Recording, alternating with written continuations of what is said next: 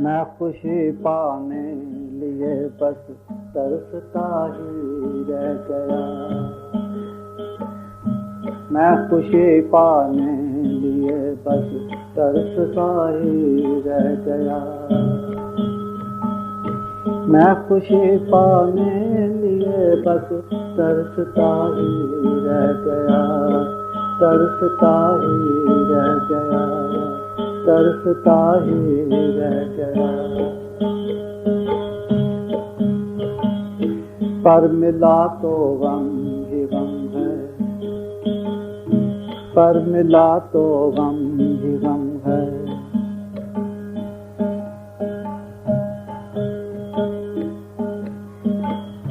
पर मिला तो गम ही गम है। मैं तड़पता रह गया। मैं तड़पता रह गया। मैं खुशी पाने लिए, मैं खुशी पाने लिए बस तरसता ही रह गया। तरसता ही रह गया। पर मिला तो गम ही गम है। पर मिला तो गम ही गम है। मैं तरसता रह गया। मैं तरसता रह गया।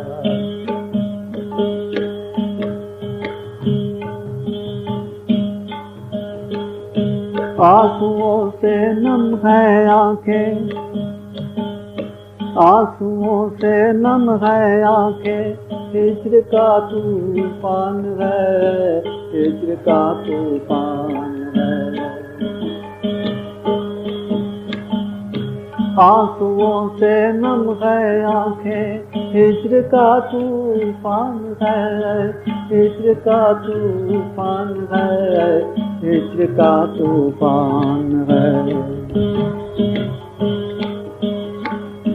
दिल में है एक आग रोशन।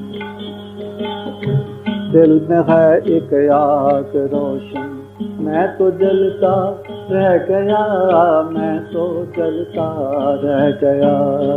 मैं खुशी पाने लिए बस, मैं खुशी पाने लिए बस तरसता ही रह गया। तरसता ही रह गया।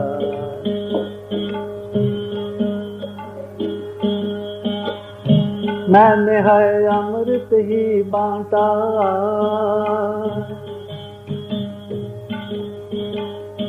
मैंने है अमृत ही बांटा। गैर हो या अपना, गैर हो या अपना। मैंने है अमृत ही बांटा। गैर हो या अपना, गैर हो या अपना, गैर हो या अपना। मुझ पे सबने शेष ढाया। मुझ पे सबने शेष ढाया। मैं तो मरता ही रहा। मैं तो मरता ही रहा। मैं खुशी पाने लिए बस, मैं खुशी पाने लिए बस तरसता ही रह गया। तरसता ही रह गया। फूल बरसाए सभी पर, फूल बरसाए सभी पर मिले कांटे मुझे, पर मिले कांटे मुझे। फूल बरसाए सभी पर मिले कांटे मुझे, पर मिले कांटे मुझे, पर मिले कांटे मुझे। क्या कहूँ हालत ये अपनी, क्या कहूँ हालत ये अपनी। मैं तो पिसता रह गया। मैं तो पिसता रह गया।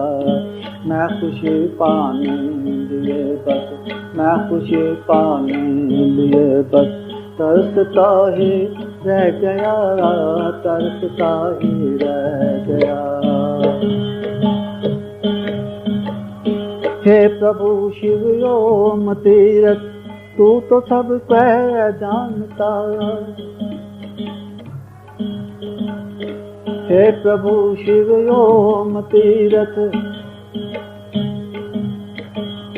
हे प्रभु शिव ओम तीरथ, तू तो सब है जानता, तू तो सब है जानता, तू तो सब है जानता, तू तो सब है जानता। कैसा दिल है सोच मेरी, कैसा दिल है सोच मेरी, पर मैं पिटता रह गया, पर मैं पिटता रह गया। मैं खुशी पाने लिए बस, मैं खुशी पाने लिए बस, तरसता ही रह गया, तरसता ही रह गया। मैं खुशी पाने लिए बस, तरसता ही रह गया, तरसता ही रह गया, तरसता ही रह गया, तरसता ही रह गया। इस गजल का भाव बड़ा स्पष्ट है, इसमें कुछ विशेष व्याख्या करने जैसी बात नहीं है। भक्त भगवान के सामने अपने दुख का रोना रोता है। पिछली बार वो पिछले भजन के अंदर वो भगवान को उपालंब दे रहा था, और अब भगवान के सामने वो अपने हृदय का दुख रो रहा है।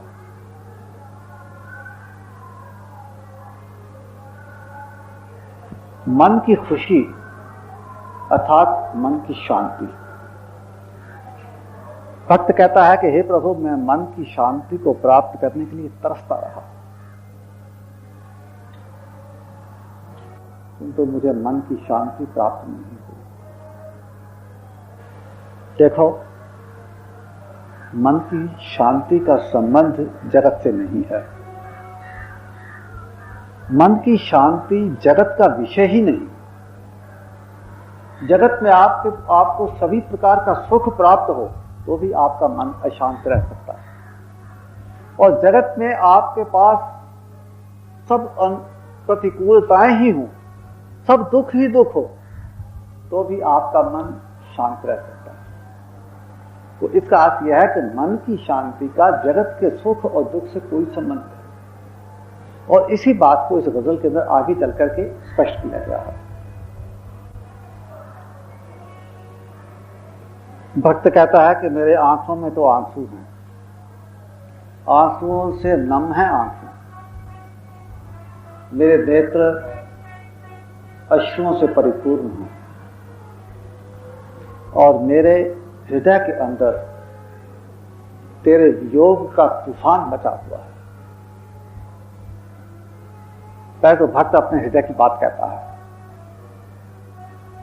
कि मेरे नेत्र अश्रुओं से परिपूर्ण हैं। किसमें? कि प्रभु, तेरे दर्शन नहीं प्राप्त होने के कारण मेरे चित्त के अंदर जो तूफान मचा हुआ है, विरह का तूफान, विरह की अग्नि जो धधक रही है मेरे हृदय के अंदर, उससे मेरे नेत्रों में आंसू टपक टपक करके बाहर आ रहे हैं। आपने देखा होगा कि बादल कैसे बनते हैं। जब खूब गर्मी पड़ती है और समुद्र के जल के ऊपर जब सूर्य का प्रकाश पड़ता है और सूर्य का समुद्र का जल जो है वो गर्म हो जाता है, तो फिर वो भाप बन करके उठता है। तो इसी प्रकार मेरे हृदय के अंदर से जब तुम्हारे विरह की अग्नि जलती है और उससे मेरे हृदय के अंदर से जो भाप पैदा होती है, वो भाप मेरे नेत्रों के माध्यम से बाहर आ जाती है। मेरे हृदय के अंदर तो आग लगी हुई है, पर क्या कहूं, मैं जलता रह गया। मुझे भगवान के दर्शन नहीं हुए, मुझे मन की शांति नहीं मिली। मेरा हृदय विरह की अग्नि में जल रहा है। मेरा विरह, मेरा हृदय जगत के व्यवहार से भी दुखी है। अब देखिए यहां पर क्या बात है। मैंने पहले कहा कि मन की शांति का जगत के सुख और दुख से कोई संबंध नहीं, किंतु यहां भक्त एक गलती कर रहा है, और वो गलती यह है कि वो ये कहता है कि हे प्रभु, मेरे अंदर चूंकि वियोग की अग्नि है, इसलिए मेरे आंखों से अश्रु बह रहे हैं। किंतु इसके साथ साथ एक और बात जिसकी ओर की भक्त का ध्यान नहीं जाता, वो क्या है। भक्त कहता है कि मैंने सबको अमृत बांटा है, सबका आदर किया है, सबके साथ प्रेम किया है, सबकी सहायता की है, सबकी सेवा की है। ये अमृत बांटना होता। मैंने तो सबको अमृत बांटा है, अपना हो पराया हो, मित्र हो शत्रु हो, अच्छा हो बुरा हो, इसे मैंने किसी बात को ध्यान नहीं दिया। जो भी मेरे पास आया मैंने उसकी सेवा की, उसके साथ प्रेम किया, उसको आदर किया। किंतु शब्द मेरे साथ अत्याचार ही किए। अब उन अत्याचारों से उसके चित्त के अंदर जो दुख प्राप्त होता है उसको, यदि दूसरों से अत्याचारों से उसके मन को दुख प्राप्त होता है तो इसका अर्थ यह है कि वो अपने मन की शांति का संबंध जगत के सुख दुख से जोड़ रहा है। यही भूल कर रहा है।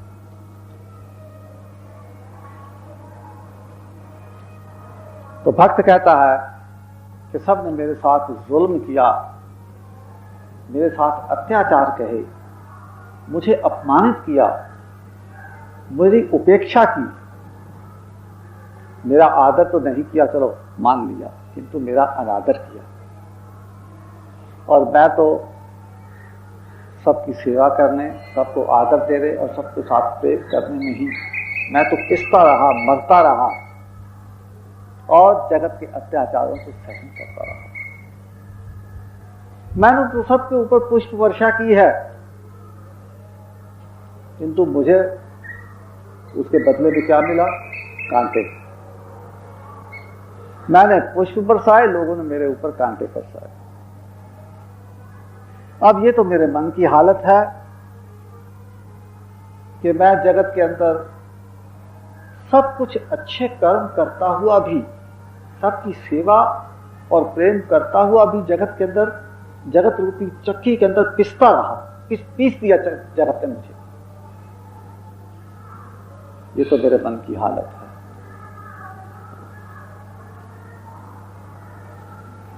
अंत में आकर के कहा कि हे प्रभु, तू तो सब जानता है ना, मेरे हृदय की बात भी तेरे से छिपी हुई नहीं है, वो भी तू जानता है। एक बात मैं और कहता हूं कि जगत में बहुत अच्छा बनना ये भी बहुत बुरा है। यदि आप सबके साथ भलाई करो, सबकी सेवा करो, सबकी मंगल कामना करो, सबके साथ प्रेम का व्यवहार करो, आप इतने अच्छे हो जाओ, किंतु जगत आपको आपकी स्थिति के अनुसार नहीं देखेगा। जगत तो अपने हृदय की अवस्था के अनुसार आपका मूल्यांकन करेगा। आप अच्छे हैं या बुरे हैं, इसको देखने के लिए उसके पास पैमाना क्या है? अपना चित्त। वो अपने चित्त के चश्मे में से देखेगा कि आप अच्छे हो या बुरे। यदि उसका हृदय के अंदर कोई विकार है तो आप उसको बुरे दिखाई दोगे, और यदि उसका हृदय शुद्ध है, पवित्र है, निर्मल है, तो आप उसको अच्छे दिखाई दोगे। तो जिसके प्रति हमारे चित्त के अंदर प्रेम भाव होता है वो हमको अच्छा दिखाई देता है। जिसके प्रति हमारे चित्त के अंदर घृणा द्वेष का भाव होता है वो हमको बहुत बुरा दिखाई देता है। तो यहां पर भक्त ये कह रहा है भगवान से कि भगवान, मैं देखो मेरा हृदय कितना अच्छा था, कितना निर्मल था, सबके साथ प्रेम करता था, सबकी सेवा करता था, सबका आदर करता था। अब जगत चाहे नहीं जानता इस बात को, केवल तू तो जानता है कि मेरा हृदय कैसा है। मेरा हृदय कैसा है और मेरी सोच और समझ कैसी है, मेरे विचार कैसे हैं।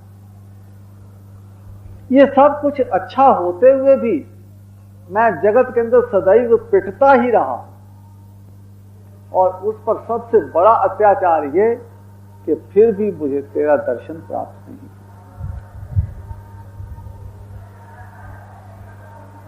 आप यदि महापुरुषों की जीवनियां पढ़ें